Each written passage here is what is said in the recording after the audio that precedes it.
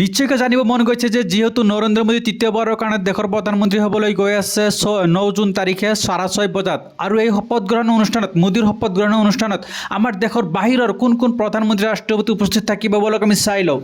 প্ৰথমে যদি আমি চাওঁ আমাৰ নিকটৱৰ্তী ৰাষ্ট্ৰ বাংলাদেশৰ প্ৰাইম মিনিষ্টাৰ শ্বেখ হাছিনা আমাৰ মোদীজীৰ শপত গ্ৰহণ অনুষ্ঠানত উপস্থিত থাকিব। তো ইতিমধ্যে ৰাওনা হৈছে। ইয়াৰ পিছতে যদি আমি চাওঁ শ্ৰীলংকাৰ প্ৰেছিডেণ্ট ৰানিল ৱিক্ৰমসিংহে তেখেতো উপস্থিত থাকিব। নেপালৰ PM পুষ্মা কামাল ধাল তেখেতো উপস্থিত থাকিব। আনহাতে মালদ্বীপছৰ প্ৰেছিডেণ্ট মহম্মদ মৌজু তেখেতো উপস্থিত থাকিব। আনহাতে vice president of Seychelles Ahmed Afif তেখেতো উপস্থিত থাকিব। আনহাতে ভূটানৰ কিংছ JK নামগিয়েল ৱাংচু তেখেতো উপস্থিত থাকিব পাৰে। আনহাতে প্ৰাইম মিনিষ্টাৰ অফ মৰিচাছৰ প্ৰাইম মিনিষ্টাৰ তেখেতো আমাৰ এই মোদীৰ শপত গ্ৰহণ অনুষ্ঠানত উপস্থিত থাকিব। থ্ৰুতে যদি আমি চাওঁ এই 7খন দেশৰ ৰাষ্ট্ৰপতি বা ভাইচ প্ৰেছিডেণ্ট বা PM মানে প্ৰাইম মিনিষ্টাৰ আমাৰ এই মোদীজীৰ শপত গ্ৰহণ অনুষ্ঠানত উপস্থিত থাকিব। মানে সকলোকে নিমন্ত্ৰণ কৰা হৈছে।